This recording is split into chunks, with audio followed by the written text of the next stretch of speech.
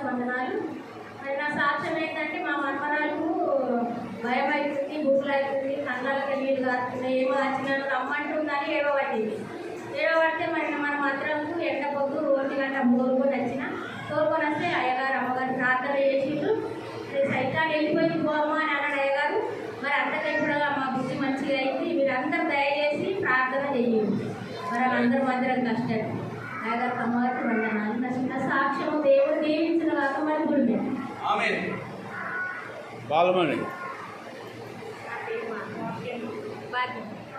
చెప్పు పెద్ద చెప్పు.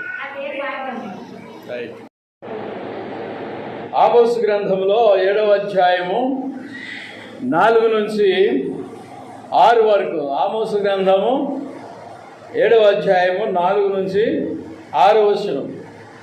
ఈ వచనాల్లో రాయబడింది కదా, 4వ వచనం నుంచి 6వ వచనం వరకు. చదవగలిగిన వారు చదవండి.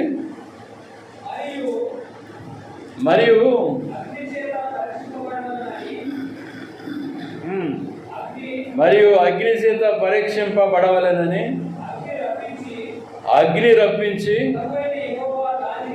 ప్రభువైన యెహోవా దానిని దర్శన రీతిగా నాకు కనపరచును. ప్రవచనం ఎట్లా వస్తుంది ఇక్కడ గమనించారా? ఆమోసు దర్శన రీతిగా దాన్ని చూస్తున్నాడు. దాని ప్రవచనాన్ని నేను రాశాడు. ప్రవచనం రాశాడు ఏమని చూడండి. అగ్ని చేత దండింపవలనని అగ్ని రప్పించి, అగ్ని చేత దండింపవలనని అగ్ని రప్పించి ప్రభువైన యెహోవా దానిని దర్శన రీతిగా నాకు కనపరిచాడు. నిప్పులు వస్తాయి, కాల్చి వేస్తాయి. సొదొమ మీదకి నిప్పులు వస్తాయి, కాల్చి వేస్తాయి. అది దండన. మన చివరి గడియల్లో ప్రపంచం నాశనం అయ్యే టైంలో పైనుంచి అగ్ని వస్తుందన్నాడు. లేక బాంబులు, అగ్ని అనేది బాంబుల నుంచి రావటం, న్యూక్లియర్ బాంబుల నుంచి అగ్ని రావటం అనేది ప్రపంచానికి దండన కలగటం అనేది చెప్పబడుతుంది. దేవునికి స్తోత్రములు. అగ్ని చేత దండన. యెహోవా దాన్ని దర్శన రీతిగా చెప్పాడు. ఈ విధంగా చెప్పాడు అంటున్నాడు. ఏ విధంగా చూడండి. అది వచ్చి అగాధమైన మహాజలమును మింగివేసింది. జలాన్ని మింగివేసింది. న్యూక్లియర్ బాంబు పడితే ఆ సముద్రం మీద పడింది అనుకో, న్యూక్లియర్ బాంబు ఏమవుతుంది? సముద్రం అంతా ఎండిపోతుంది, నీళ్ళు ఉండవు, మేఘాలు రావు, వర్షం పడదు, సముద్రం ఎండిపోతుందండి ఆ వేడికి. అందుకని ఈ ప్రయోగాలు చేసేవాడు సముద్రం మీదే ముందు ప్రయోగం చేస్తాడు. సముద్రం అనేది భూకంపం వచ్చినట్టుగా దద్దరిల్లిపోతుంది ఆ తరుణంలో. ఇది సక్సెస్ కదా, ఏదైనా అయితే నీళ్లు ఆరిపేస్తాయని అగ్నిని నీళ్ల మీద ప్రయోగం ఇస్తారు, సముద్రానికి ఇస్తాడు ఫస్ట్ ప్రయోగాలు చేసేవాడు. సక్సెస్ అన్సక్సెస్ఫుల్ అన్నట్టుగా ప్రయోగాలు అన్నట్టు. దేవునికి స్తోత్రములు. అగ్ని అగాధమైన మహాజలమును మింగివేస్తుంది. స్వాస్యమును మృంగ మొదలుపెట్టినప్పుడు స్వాస్యాన్ని మింగుతుంది. భూమిని అందరూ స్వాస్యంగా పంచుకుంటున్నారు. ప్లాట్ల రూపంలో ధనం సంపాదించినాడు భూమిని ప్లాట్ కొనుక్కొని ఇల్లు కట్టుకుంటున్నాడు.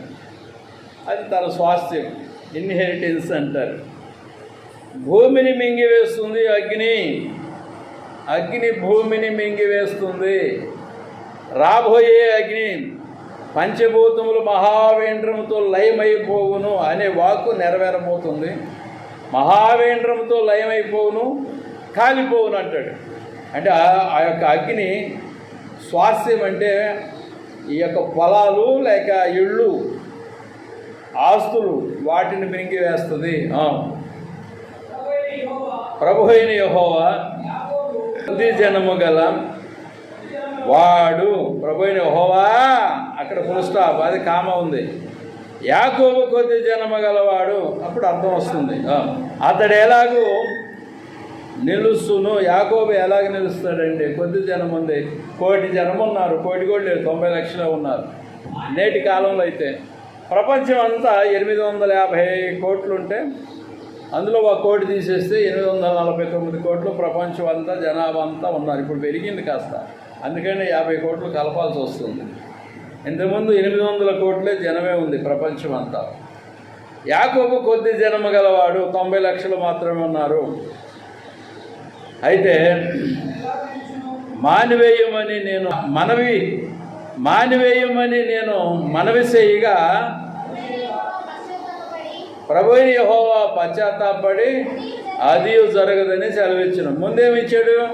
అగ్ని చేత దండింపవలన అగ్ని రప్పించి ప్రభువైన యెహోవా దానిని దర్శన రీతిగా నాకు కనపరుచును. అది వచ్చి అగాధమైన మహాజలమును మృంగివేసి స్వాస్థ్యాన్ని మృంగివేసి తర్వాత స్వాస్థ్యమును మృంగివేయటము, జలాన్ని మృంగివేయటము, స్వాస్థ్య భూమిని మృంగివేయటము, నీళ్లను మృంగివేయటము, నీళ్లను లేకుండా చేయటము, భూమిని లేకుండా చేస్తే ఈ కొద్ది జన్మ గల యాకోబు ఎలాగ నిలుస్తాడని మనం చేశాడు ఈ యొక్క ఆమోసు అనే చిన్న ప్రవక్త. ఇది దర్శనము రీతిగా ఇది చూశాడు. దర్శనం వచ్చిందంటే అది ప్రవచనం అవుతుంది. అయ్యే మరి ఇలాగైతే ఎలాగా కదా? నేనేమడుగుతున్నానంటే ఎవరి గురించి కీడు చెప్పొద్దు నాకు ప్రభువా, కీడు కీడు కీడు చెప్పొద్దంటే కీడే చెప్పేశాడు. కీడు చెప్పొద్దంటే కీడే చెప్పేశాడు. మేలే చెప్పాలి ప్రభువా అందరి గురించి అంటే, అది పాపిష్టి మనిషి అయినా కూడా మేలే చెప్పాలా అంటాడు ఆయన. అది చెడిపోయిన మనిషి అయినా దాని గురించి మేలే చెప్పాలా నేను అంటాడు యెహోవా. సరే జరగాలి అని నువ్వు కోరితే జరుగుద్ది, ఆ పాస్టర్ కోరితే జరుగుద్ది. ఇది అది మానివేయి ప్రభువా మనవి చేస్తున్నానని ఆ కీడు చేయబోకని మనవి చేస్తే ఆగిపోతుంది. రెండు ఉన్నాయి ఇక్కడ సందర్భాలు. ఒకటి జరగవలనని కానీ అంటే అయిపోతుంది, వద్దు అంటే మనవి చేస్తే ఆగిపోతుంది. రెండు ఉన్నాయి. అయితే దేవుడైన యెహోవా యోనాను గురించిన సందర్భంలో జరుగునుగాక అని అంటే అది నినివేపురం కాలిపోతుండే. అది జరగకూడదని పశ్చాత్తాపడ్డాడు. పశ్చాత్తాపడటం వల్ల అది ఆగిపోయింది. రెండు ఉన్నాయి. ప్రవచనము నిరర్ధకమవను. ప్రవచనము ఏమన్నాడు? ప్రవచనము నిరర్ధకమే. ఈ వాక్యంలో మనకు కనపడుతుంది ఏంటంటే దండన, అగ్ని చేత దండన. బైబిల్లో ఆదికాండం 19వ అధ్యాయంలో 24వ వాక్యాన్ని మనం గమనించినప్పుడు, ఆదికాండము 19వ అధ్యాయము 24వ వాక్యం, అక్కడ ఏమి రాసింది? ఆదికాండంలో అప్పుడు యెహోవా సొదొమ మీదను గొమొర్రా మీదను యెహోవా యొద్ద నుండి గంధకము అగ్నిని ఆకాశము నుంచి కురిపించి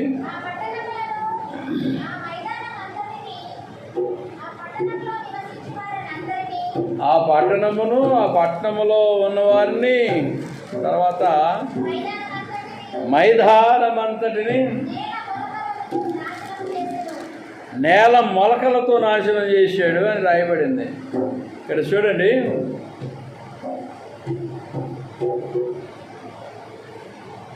యెహోవా సొదొమ మీదను గొమొర్రా మీదను యెహోవా యొద్ద నుండి గంధకం వచ్చింది, అగ్ని వచ్చింది. ఆకాశం నుంచి అది వచ్చి ఈ యొక్క గొమొర్రాను సొదొమను, రెండు పట్టణాలు అవి ట్విన్ సిటీస్, హైదరాబాదు సికింద్రాబాద్ లాగా ట్విన్ సిటీస్ సొదొమాయు గొమొర్రాయు. వాటి మీద అగ్ని గంధకం. అంత గంధకము ఎక్కడి నుంచి వచ్చిందో ఏమో, ఆకాశం నుంచి ఆయన తెప్పించినట్టుగా ఉంటుంది. ఆకాశంలో గంధకం ఉంది. ఏ ప్లానెట్ మీద ఉందో గంధకం తెలియదు, ఉండొచ్చు. గంధకం లేనిది సూర్యుడు అలా మండడు. ఇప్పుడు సూర్యుడు ఇట్లా బగ్గుమని మండుతున్నాడంటే అందులో గంధకం ఉంది. ఆ గంధకం ఉత్పత్తి అయ్యే విధానం అందులో ఉంది. లేకపోతే ఆ సూర్యుడు అలాగెందుకు మండుతాడు? మంటలు ఎందుకు వస్తాయి? గంధకాన్ని రాపిడి చేస్తే అగ్గిపుల్ల మందు, దాన్ని గంధకం అంటారు. అగ్గిపుల్ల మీద ఉన్న మందు ఉంది చూడు కొంచెం, దాన్ని గంధకం. విస్తారమైన గంధకాన్ని పంపిస్తే నిప్పును పంపిస్తే గంధకానికి తగులుకొని నిప్పు ఆ పట్టణం అంతా కాలిపోతుంది. సొదమ పట్టణము గొమొర్రా పట్టణం కాలిపోయింది. ఎందుచేత అంటారు? దండన అన్నాడు. ఎందుచేత దండన? ఎందుచేత దండన? ఆ యొక్క పట్టణంలో వింత జంతువులు ఉన్నాయి. వింత జంతువులు అంటే మానవ మృగాలు, మనుషులు అన్నట్టు. వింత జంతువులు అంటారు వాళ్ళని.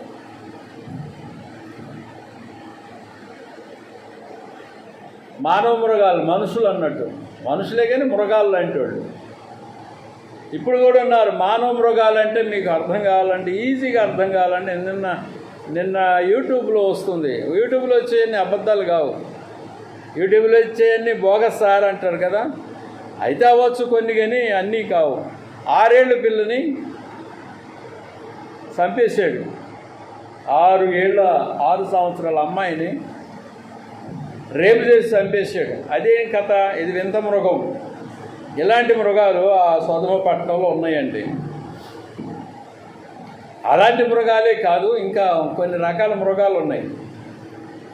6 ఏళ్ళ పిల్లని కాకుండా ఇంకా పెద్ద పెద్ద స్త్రీలను కూడా ఆగం చేసే పురుషులు, ఆ మృగాలు అనేవి సొదమ పట్టణంలో ఉన్నాయి.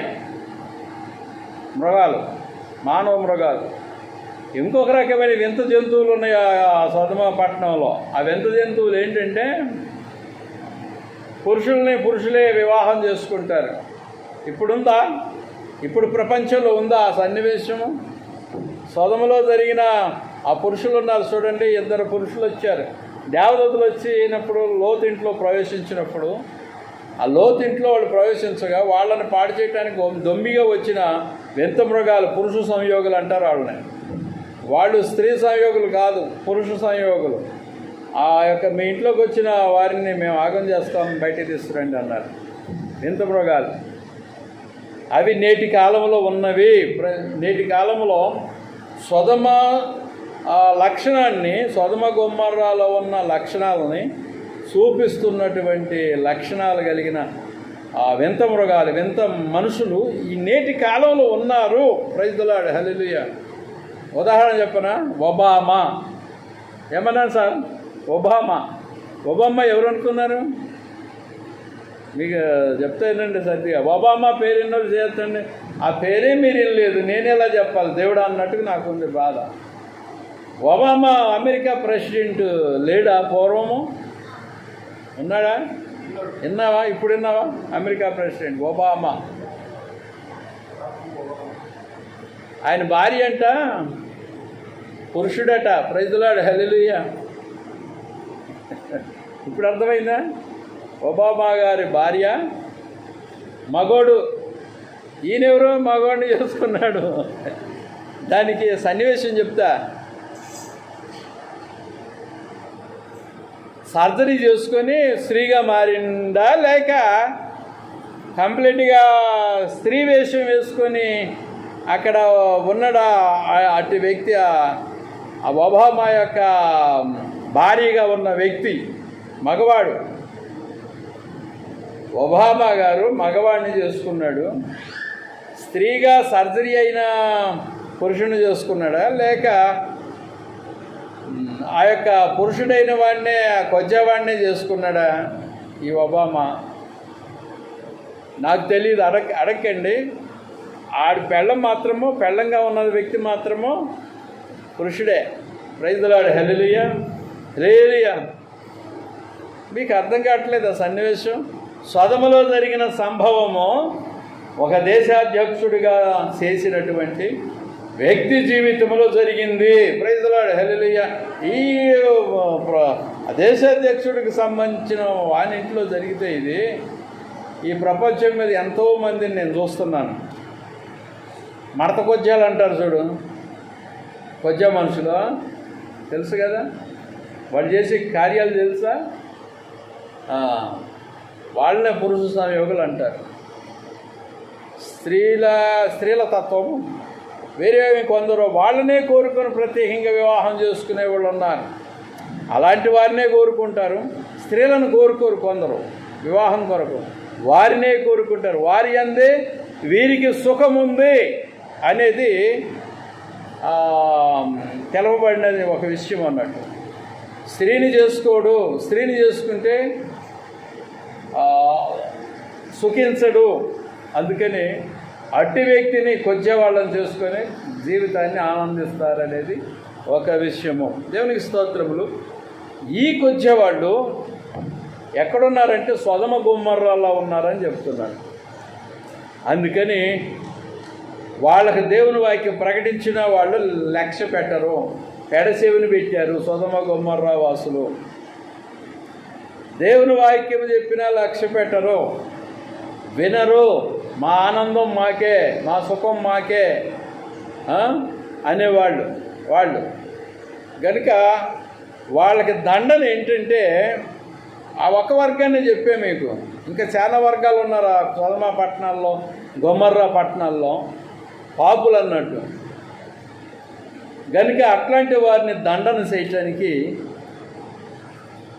అగ్ని గంధకము వచ్చింది అని బైబిల్ చెప్తుంది. అగ్ని గంధకం వచ్చి కాల్చి వేసింది. స్త్రీని స్త్రీ వివాహం చేసుకుంటుంది ఈ రోజుల్లో. ఈ లక్షణాలు కలిగిన వాళ్ళు కూడా సొదమ గొమొర్రాలో ఉన్నారు. మన ఈ మధ్య పసిపిల్లలని తస్కరించి దొంగిలించి వాళ్ళ కిడ్నీలు, గుండె తీసుకొని, కన్నులు తీసుకొని ఆ శవాల్ని ఏ అడవుల్లోనూ పడేసి పారిపోయిన వాళ్ళు ఉన్నారు ఈ దినాల్లో. అది మీకు తెలియలేదు, ఇంకా నాకు తెలిసింది. కొన్ని ప్రాంతాల్లో పిల్లల్ని ఎత్తుకుపోయి చంపేసి అవి అవయవాలు తీసుకొని వెళ్ళిపోయారు. ఇలాంటి లక్షణాలు కలిగిన వాళ్ళు ఆ సొదమలో ఉన్నారు. ప్రైజ్ ది లార్డ్, హల్లెలూయా. సొదమలో ఉన్నారండి. ఇంకెంతమందిని చెప్పాలా? లోటర్స్ ఉన్నారు, వ్యభిచారులు ఉన్నారు, దొంగలు ఉన్నారు, మాంత్రికులు ఉన్నారు. ఇదే స్వర్గం అనుకుని పాపమే స్వర్గం అనుకున్న వాళ్ళు ఉన్నారు ఆ సొదమ గొమొర్రాలో. అందుకని దేవుడు దండన చేయాలని దిగొచ్చాడు అబ్రహాం దగ్గరికి. ప్రైజ్ ది లార్డ్, హల్లెలూయా. అబ్రహాంతో మాట్లాడుతున్నాడు దేవుడు. ఈ యొక్క సొదమను గురించిన మొర్ర యెహోవా దగ్గరికి ఎక్కిపోయిందని బైబిల్ చెప్తుంది. బైబిల్లో రాయబడిందండి. సొదమను గురించిన మొర సొదమ గొమొర్రాల గురించిన మొర అనేది దేవుని సన్నిధికి ఎక్కిపోయినప్పుడు దేవుడు అక్కడికి దిగి వచ్చినట్టుగా వాక్యం బోధిస్తుంది. ఏది మనం వెళ్ళి ఇలాగ జరిగిందో లేదో తెలుసుకుందామని దేవుడైన యెహోవా ఆ సొదమ పట్టణాలను చూడటానికి వచ్చాడు. చూద్దాము వీళ్ళ సంగతి ఎందుకు చూద్దామని ఆ సొదమ పట్టణంలోకి ప్రవేశించాడండి. దేవుడైన యెహోవా దిగి వచ్చాడు. ఆ దేవదూతలు సొదమ గొమొర్రా పట్టణాల్లోకి వెళ్ళారు. వెళ్ళేసరికి వాళ్ళని ఆగం చేయాలని ప్లాన్లోకి ఈ దుష్టులు వెళ్ళారండి. అందుకని దేవునికి స్పష్టమైంది, రేపు ఈ పాటికల్లా ఈ సొదమ గొమొర్రాలో ఉన్న జనం కానీ, మరి ఈ ఆస్తులు కానీ, గొర్రెలు బర్రెలు కానీ, అన్నీ గడ్డి మొలకలు మొత్తం అన్నీ కూడా బూడిదైపోతాయి, అగ్గిబుగ్గి అయిపోతుంది. ఓ లోతు, నీవు బయటకు వచ్చేసి ఈ యొక్క పట్టణం నుంచి అని లోతుని లోతుగా ఆజ్ఞాపిస్తే లోతేమో జాగు చేయగా, ఆయన పిల్లలు జాగు చేయగా వాళ్ళను గుంజుకొని ఈ యొక్క దేవదూతలు బయటకు వచ్చినట్టుగా, ఆ పట్టణం బయటకు వచ్చినట్టుగా వాక్యం బోధిస్తుంది. సొదమ గొమొర్రాల యొక్క మొర్ర ఎవరు చేశారు? ఈ సొదమ గొమొర్రాల గురించిన మొర్ర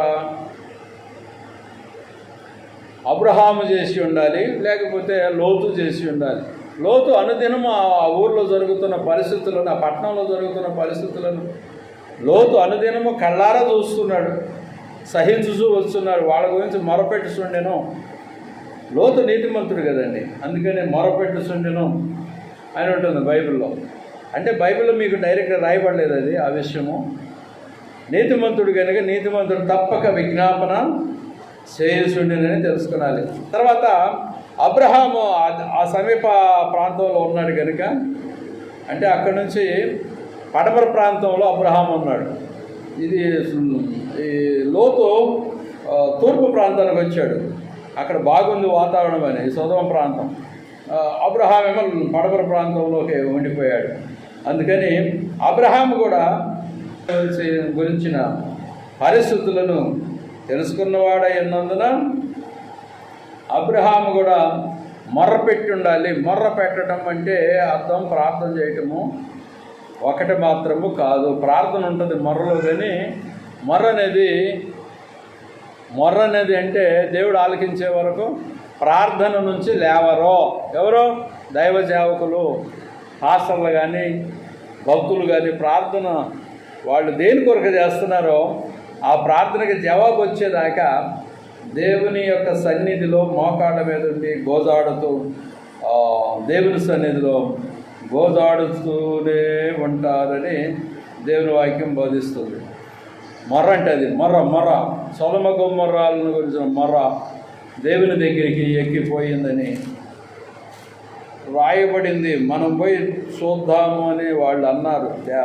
యెహోవా తనలో తాను అనుకున్నాడు.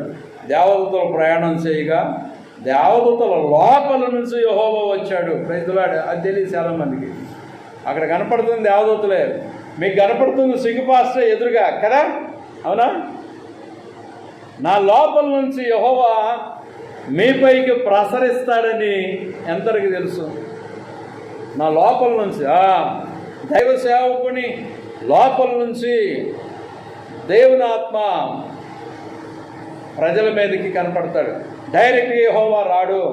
ఆయనకి అగ్ని రథాలు ఉన్నాయి, సహస్రాలు ఉన్నాయి రథాలు. వాటిలో ప్రయాణం చేస్తాడు ఆయన. వాహనాలు ఉన్నాయి, ఆ వాహనాల లోపల నుంచి వస్తాడు. ఎందుకంటే డైరెక్ట్గా ఆయన కనపడ్డాడు అనుకో ఏమవుతుంది? మోషేకి కనపడాలని ఆయన ఆశించలేదు. మోషే కోరాడు, నేను చూడాలంటే ఆయన చెయ్యి అడ్డం పెట్టేసి ఆ పవర్ ఆ ప్రభావం అంతా మోషే మీదకి రాకుండా ఈ సందులో నుంచి, ఈ బండ సందులో నుంచి, ఈ ఏళ్ల సందులో నుంచి ఏదో లైట్కి నన్ను చూడని, ముఖాన్ని చూడలేవు అన్నప్పుడు ఆయన వీపు భాగాన్ని గమనించినట్టుగా చెప్పబడుతుంది. వీపు భాగాన్ని దర్శనం ఇచ్చాడు. ఒకవేళ ముఖం కనుక చూసింటే యేసుక్రీస్తు తప్ప ఎవడు చూడాలి ఆయన ముఖాన్ని. ఆయన ముఖాన్ని కనుక చూస్తుంటే మోషే వర్ణించి ఉండేవాడేమో, రాసిపెట్టి ఉండేవాడేమో. ఇలా ఉన్నాడు దేవుని ముఖం అంటే మనలాగానే ఉన్నాడు, కానీ ఇలా ఉన్నదని వర్ణించి ఉండాలి. కానీ ముఖం చూసిన వాడు బ్రతకడు అన్నాడు. చూడండి, కోటేశ్వరిలా మేటి యేసుని రారు ఎవ్వరు ధరలో ఎలలో ఏటికి ఇంకా వెరతూను యేసును నమ్మక మానను. ప్రజలాడు హల్లెలూయా. కోటి సూర్యుల మేటి యేసుని, ఆ యేసుకి కోటి ఈ సూర్యుల యొక్క వెలుగులు ఆయన ముఖం నుంచి వస్తుంటే ఆయన ముఖం చూసి నువ్వెట్ట బతుకుతావయ్యా? అందుకని ముఖాన్ని చూపెట్టలేదు. కనుక దేవుడైన యెహోవా డైరెక్ట్గా దిగొచ్చుటకు వీలుపడదు. మరి ఎలా దిగొచ్చాడు ఇక్కడికి అంటే దేవదూతలు ఉన్నారు, దేవదూతలు పరిశుద్ధులు కనుక పరిశుద్ధుల లోపల నుంచి ఆయన అక్కడికి ప్రత్యక్షత ఇస్తాడు అనేది ఒక రహస్యం. దేవునికి స్తోత్రములు. కనుక యేసుక్రీస్తు ప్రభు వారు ఉన్నారు. ఆయన దగ్గరికి ప్రభు అనుదినం సహవాసం ఉంటుండే, యెహోవా సహవాసం ఉంటుండే. యేసుక్రీస్తు ప్రభు లోపల పరిశుద్ధాత్మ రూపంగా యెహోవా ఉండెను. Praise the lord. Hallelujah. Jehovah యేసుక్రీస్తుతో ఉండెను అని తెలుసుకున్నారు.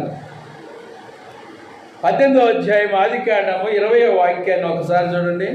18, 20, 21 ముగిస్తాను. ఇంకొక రెఫరెన్స్తో ముగిస్తాను నేను.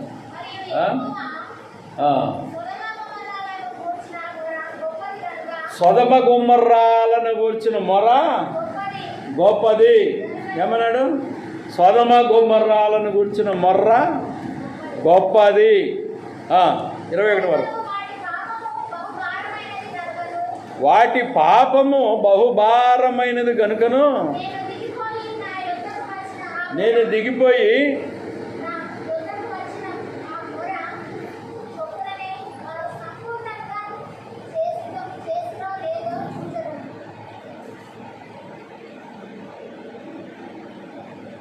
గమనించారు. దేవుడు అంత అన్యాయం చేయడు, సొదొమ గొమొర్రాలకు అన్యాయం చేయడు.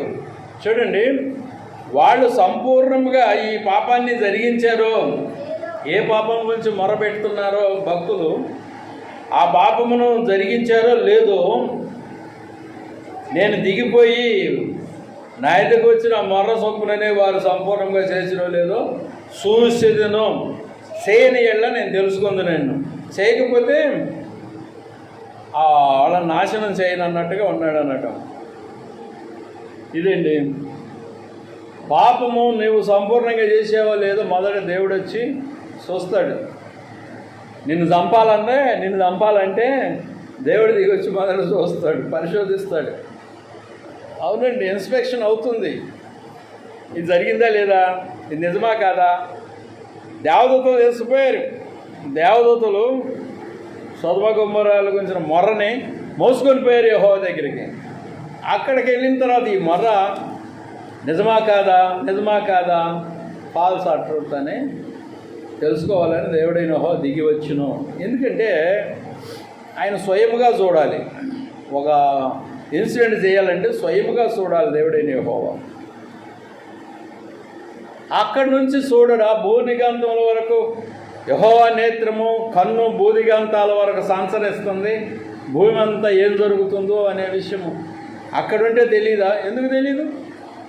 కానీ నేను స్వయంగా వెళతానన్నాడు. దేవుడు పొరపాటు చేయడుగా. రాష్ట్రపతి పొరపాటు చేస్తాడా? వచ్చి కూర్చునే సింహాసనంలో కూర్చునే ఆయన చేస్తాడా? ప్రధానమంత్రి చేస్తాడు చేసేదన్న కదా. రాష్ట్రపతి చేయడు. ఎందుకు? ఆయనకేం అవసరం? కావాల్సిన జీతం వస్తారు, ఏ ఆహారం కావాలో తెచ్చి పెడతారు, ముద్రలు వేసుకుంటూ కూర్చోవటం ఆయన పని. దేవుని యొక్క ఆలోచన ఏంటంటే, ఒక్కవేళ సొదము లేదన్న ఫాల్ట్ జరగలేదని ఏదో రాంగ్ ఇన్ఫర్మేషన్ వచ్చిందనుకో దేవుని దగ్గరికి, ఈ ఇన్సిడెంట్ కనుక సొదొమ గొమొర్రాల అగ్నితో నాశనమైనవి అని లోకము తెలుసుకున్నప్పుడు దేవుడు పొరపాటు చేశాడు అనకుండానట్లుగా ఆయన స్వయముగా పరిశీలిస్తాడు. దేవదూతలు సమాచారం తీసుకుపోయినా ఆయన స్వయముగా శోధిస్తాడు, దాన్ని పరిశోధిస్తాడు. ప్రైజ్ ది లార్డ్, హల్లెలూయా. ఒక కీడు చేయాలన్నా దేవుడు దాన్ని పరిశోధిస్తాడు. మొదట పరిశోధించుకోకుండా ఏది చేయడం, ఇది నిజమో అని ఆయనకి ప్రూఫ్ అవుతుంది. ప్రూఫ్ అయినప్పుడే ఆయన పని చేస్తాడు. ఆయన దూతలనే పట్టుకోపోయారు వాళ్ళు డైరెక్ట్గా. ఇంకేం కావాలి సాక్ష్యం చెప్పు? దూతలను పట్టుకొని ఆగం చేయకపోతే ఇంకేం కావాలండి? దేవునికి స్తోత్రాలు. నోటితో చెప్పేస్తారు చక్క ఒక్కొక్క రెఫరెన్స్. బైబిల్ గ్రంథంలో మొరపెట్టేవారు ఏడుగురు ఉన్నారండి. విశ్వాస వీరుల జాబితా అంటారు దీన్ని. హెబ్రీ పత్రిక 11వ అధ్యాయం 4 నుంచి 22వ వచనాల్లో ప్రార్థనా వీరులు ఉన్నారు. వాళ్ళ పేర్లు చెప్తున్నాను, రాసుకోండి, లేకపోతే గుర్తు పెట్టుకోనండి. ఈ పేర్లు 11వ అధ్యాయంలో ఉంటాయి. ఉండును. ఒకళ్ళు హెబేలు, విశ్వాస వీరులు, అబ్రహాం లాగాను లోతులాగాను మొర్రపెట్టేవారు, ప్రార్థించేవారు విశ్వాస వీరులు ఉన్నారు. ఒకళ్ళు హెబేలు, మరొకళ్ళు హానోకు, ఇంకొకళ్ళు నోవహు, మరొకళ్ళు అబ్రహాము, ఇంకొకళ్ళు ఇస్సాకు, మరొకళ్ళు యాకోబు, మరొకళ్ళు యోసేపు. విశ్వాస వీరులు జాబితా అంటారు. 7 విశ్వాస వీరులు. అయితే విశ్వాస వీరులు వీళ్ళు 7 అంటే కాదండి. ఎక్కడున్నారు? ఇంకా బైబిల్లో చాలా మంది ఉన్నారు. మోషే విశ్వాస వీరుడే, తర్వాత ఏలియా విశ్వాస వీరుడే, ప్రార్థనా వీరుడే, మన యెహోషువ విశ్వాస వీరుడే. చాలామంది ఉన్నారండి. ఏలియా గురించి 2 రాజులు 1వ అధ్యాయం 10వ వచనం 12వ వచనంలో ఏమన్నాడు? అక్కడ ఒక ప్రవచనం చెప్పబడుతుంది. 2 రాజులు మన 1వ అధ్యాయంలో 10వ వచనం 12వ వచనంలో ఏలియా గురించి చెప్పబడుతుంది. అక్కడ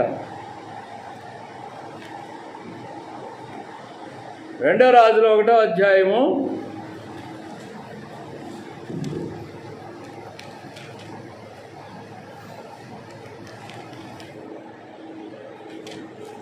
1 నా బైబిల్ ఏంటంటే సన్న బైబిల్ అండి. ఇప్పుడు పేజీలు రావు, ఎంత తిరిగేసినా రావు. ఇప్పుడు వచ్చింది చూడు.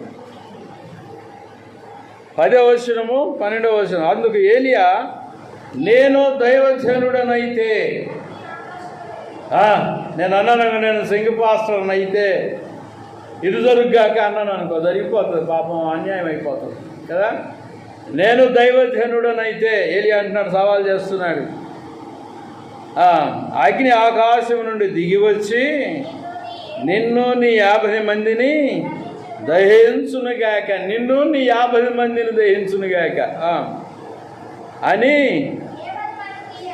50 మందికి అధిపతి అయిన వానితో చెప్పగా, అగ్ని ఆకాశము నుండి దిగి వాని 50 మందిని దహించను. మరలా రాజు 50 మంది మీద అధిపతి అయిన మరి ఒకరిని వాని 50 మందితో కూడా పంపగా, వీడు వచ్చి దైవజనుడా దిగి రమ్మని రాజు ఆజ్ఞాపించున్నాడనెను. అందుకు ఏలియా, నేను దైవజనుడనైతే అగ్ని ఆకాశం నుండి దిగివచ్చి నిన్ను నీ 50 మందిని దహించునుగాక అని చెప్పగా, ఆకాశం నుండి దేవుని అగ్ని దిగి వాని 50 మందిని దహించను అని రాయబడిందండి. అగ్ని ఆకాశం నుండి దిగి వచ్చుట, ఇది ఏ ప్లానెట్లో ఉందో ఈ అగ్ని. కానీ ఆ అగ్ని ఆకాశం నుంచి, అంటే ఇక్కడికి వచ్చిన అగ్ని కాదు అది. ఈ ఏలియా చేత ప్రార్థనలో ఆజ్ఞాపింపబడి వచ్చిన అగ్ని దైవాత్మది, దేవుని అగ్ని, దైవాత్మ అగ్ని. సొదొమ గొమొర్రాల మీద పడిన అగ్నేమో గంధకమో జనరల్ అగ్ని, సూర్యగోళంలో ఉన్న ఈ నిప్పులు కానీ మన ఇంట్లో ఉన్న నిప్పు కానీ అలాంటిది అయి ఉంటుంది. ఇక్కడ ఉన్నది దైవన అగ్ని, దైవాత్మ అగ్ని వేరు, వేరే అగ్ని వేరు. కనుక దేవునికి స్తోత్రములు. వీళ్ళందరూ విశ్వాసపరులు, ప్రార్థనా యోధులు, దేవుని యొక్క దైవజనులండి. దేవునికి స్తోత్రాలు. కనుక ఆమోసు ప్రార్థన అగ్ని బలాన్ని చల్లార్చను. తర్వాత ఆమోసు ప్రార్థన అనేది ఆయన ప్రార్థన చేయుటను బట్టి ఆమోసు విశ్వాస వీరుడని చెప్పక తప్పదు, ప్రార్థనాపరుడని చెప్పక తప్పదు. దండనను ఆపమని ఆమోసు ప్రార్థన ఇందులో మనకి కనపడుతున్నది. ఎవరిపై దండన అంటే యాకోబుని దహిస్తాను, యాకోబుని దండిస్తాను అని దేవుడు ప్రవచనం ఇస్తే ఈ యొక్క ఆమోసుకి, ఆమోసు ప్రాధేయపడి అడిగి ఆ ప్రవచనం జరగకుండానుగాక, ప్రవచనం ఆగిపోవాలి, ఈ యొక్క దండన ఆగాలి ప్రభువా. యాకోబు స్వల్పమైన జనం, తక్కువ జనం. నేను నేటి కాలంలో ప్రార్థన చేస్తున్నా, ఇజ్రాయేల్ అనే దేశం కొరకే ప్రార్థన చేస్తాను. వాళ్ళని భూమి మీద లేకుండా, వాళ్ళని ప్రపంచ మ్యాప్లో లేకుండా వాళ్ళని నాశనం చేయాలని కొందరు కత్తిగట్టారు, రాజ్యాల దేశాల వాళ్ళు. అయితే నేను ప్రార్థన చేసి ఇజ్రాయేలుని, జెరూసలేముని కాపాడము అని ప్రార్థన చేస్తున్నా. గత కొంతకాలం నుంచి ప్రార్థన చేస్తున్నా, కాపాడమని. 90 లక్షలే కదా వాళ్ళు, తక్కువ జనం.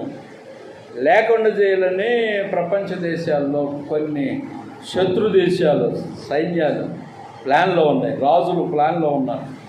లేకుండా చేయాలి, భూమి మీద ఈ యాకోబు, ఈ ఇజ్రాయేల్ లేకుండా చేయాలి, భూమి మ్యాప్లో, ప్రపంచ మ్యాప్లో లేకుండా చేయాలి అనే ఆలోచన వాళ్ళకు ఉన్నది. నా ప్రార్థన ఏమై ఉన్నదంటే, ఆ దేశము ఉండునుగాక, ఆ దేశము దేవుడు కాపాడునుగాక, ఆ దేశము దేవుని యొక్క కనుదృష్టిలో ఉండునుగాక. ఆల్రెడీ నేను చేసినా చేయకున్నా కనుదృష్టిలోనే ఉంటుంది. దేవుని యొక్క కన్ను ఆ యెరూషలేము మీద నిత్యము ఉంటుంది. ప్రైజ్ ది లార్డ్, హల్లెలూయా. కనుక దేవుని దండన అనేది పాపుల మీదకి వస్తుంది. ఆ ఇజ్రాయేల్ ఆ కాలంలో ఎవరైనా పాపులైంటే వాళ్ళని కూడా దహించింది. ఇజ్రాయేల్లో ఉన్న వారిని, దుర్మార్గులైన రాజులను దండన చేసింది దైవాగ్ని. ఆయన దండన ఇజ్రాయిల్లో ఉన్న దుష్టుల మీద కూడా వచ్చింది. కనుక దేవునికి స్తోత్రములు. దండన అనేది ఎవరెవరి మీదకి వస్తుంది అని అంటే, జీవితాన్ని సరి చేసుకున్న వాళ్ళందరి మీదకి దండన వస్తుంది. ఏదైనా శాపము పాపము వలన శాపం, ఆ పాపము వలన దండన వస్తుంది. దండన ప్రైజ్ ది లార్డ్, హల్లెలూయా. జీవితాన్ని సరి చేసుకుంటే దండన తొలగిపోతుంది, దండన అనేది తొలగిపోతుంది.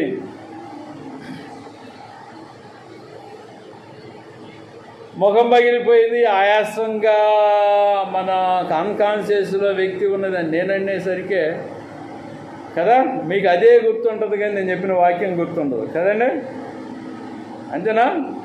అది గుర్తు పెట్టుకోండి. ముఖం పగిలిపోయిన సగము అని చెప్పబడిందే గుర్తు పెట్టుకోండి. బుడిమిలో ఏం చెప్పిండు, తుంగిపల్లి ఏం చెప్పిండు, అయ్యే గుర్తు పెట్టుకోండి. దేవుని వాక్యం వద్దు మీకు, దేవుని వాక్యం కాదు.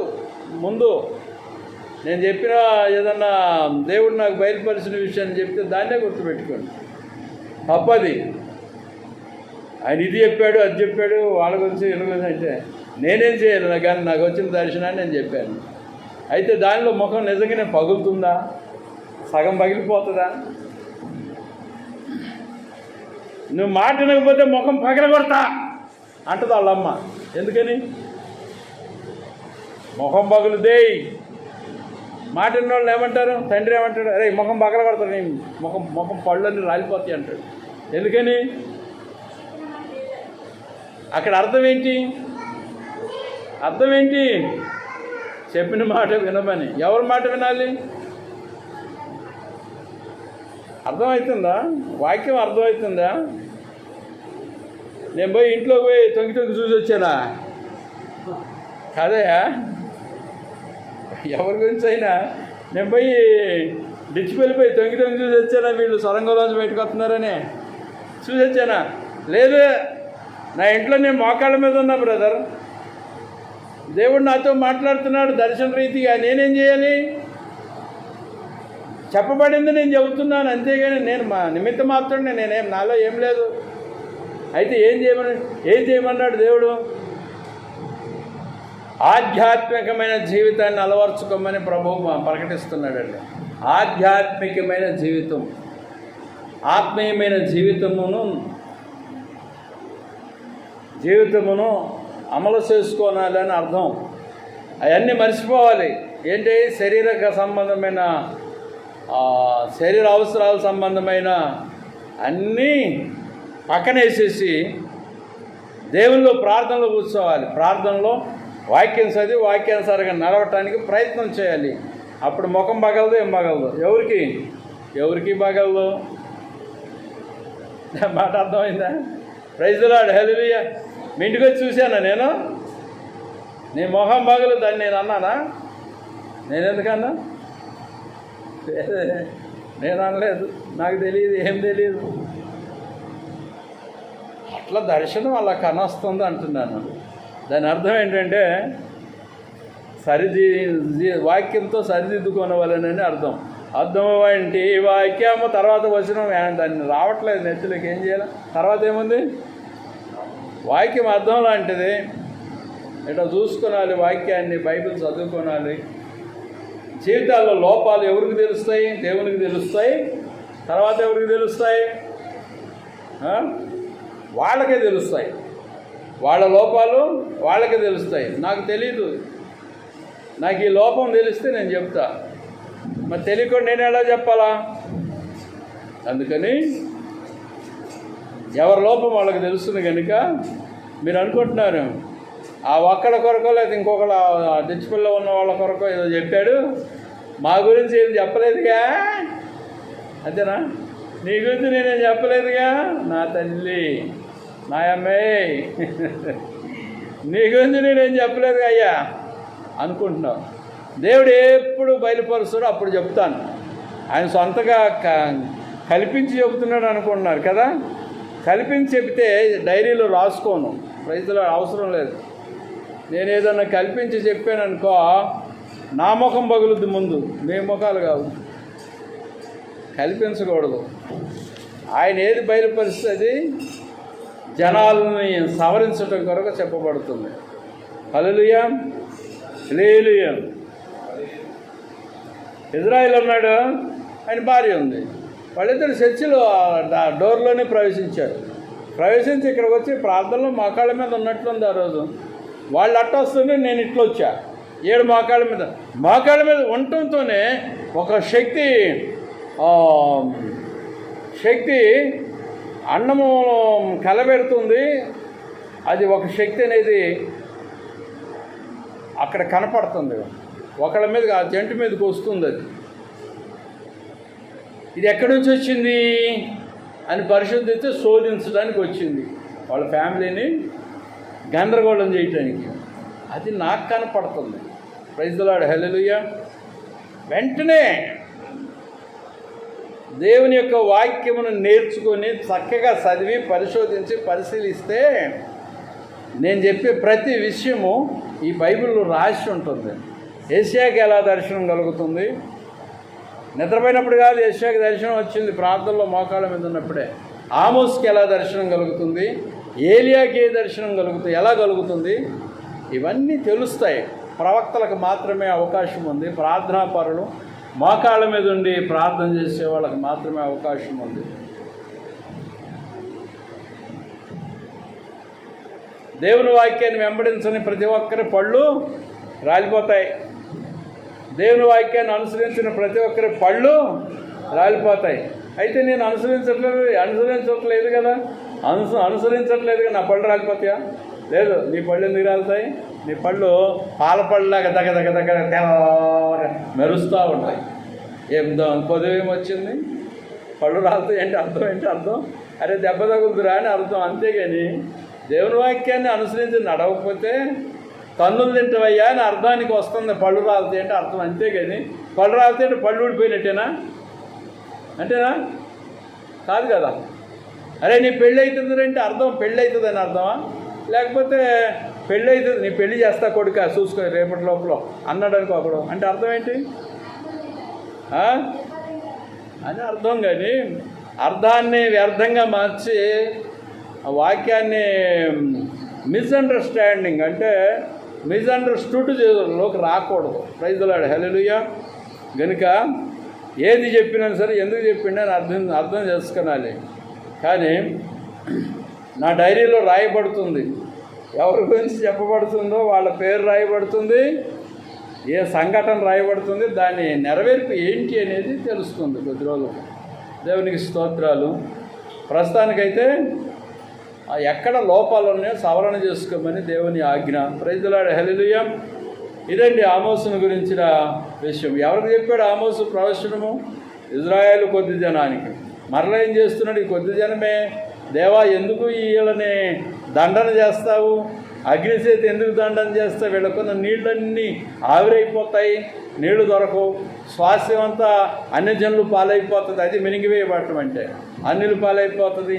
అలాగైతే ప్రభు మరి వీళ్ళు నశించిపోతారయ్యా, కొద్ది జనమయ్యా, కనికరించు ప్రభు అని ప్రార్థన చేయగా దేవుడి కనికరించి ఇది జరగదో, నీళ్ళు ఆవిరైపోవు, స్వాస్థ్యం మెరుగబడదు అని ఆ ప్రార్థనను విని దేవుడు జవాబు మళ్ళీ వెంటనే ప్రవచనం ఇస్తాడు ఆమోస్కి అని చెప్పబడుతుంది. అంటే ఏ ప్రవచనం చెప్పినా, ప్రవక్తలు చెప్పినా, ఎక్కడి నుంచి ఎక్కడ ఎవరు చెప్పినా సరే ఇవే జరుగుతాయి. ప్రవక్తకను దేవునికి మధ్య సంబంధం ఉంటుంది. ప్రవక్తలకను దేవునికి మధ్య సంబంధం. బైబిల్లో ప్రవచనాలు చెప్పిన ప్రవక్తలకి దేవునికి మధ్య సంబంధం. అబద్ధ ప్రవక్తలకి దేవునికి మధ్య సంబంధం ఉండదు. సైతానికను అబద్ధ ప్రవక్తలకి మధ్య సంబంధం ఉంటుంది. ఒక్కొక్కసారి అర్థం కాని ప్రవచనాలని బయలుపరుపు అయితే అవి సాతాన్ దగ్గర నుంచి వచ్చినవి అన్నట్టుగా అర్థం కాకుండా కొన్ని ఉంటాయి. ఇది సైతాన్ నుంచి వచ్చినాయా దేవుని నుంచి వచ్చినాయి సేవకుడి వరకు గ్రహించలేడు. అలాంటప్పుడు అబద్ధ ప్రవచనం రావచ్చు, అది ఫెయిల్ అయిపోవచ్చు. కనుక దేవుని నుంచి వచ్చిందా దెయ్యం నుంచి వచ్చిందా అని గ్రహించే ఆలోచన కూడా వీళ్ళకు ఉంటుంది కదా, దేవుని సేవకులకు ఉంటుంది. అందుకని కాస్త ఆలోచించి మాట్లాడతారు. Praise the lord, hallelujah. Time అయిపోయింది, ప్రార్థన చేసుకుందాం, ముగించుదాము.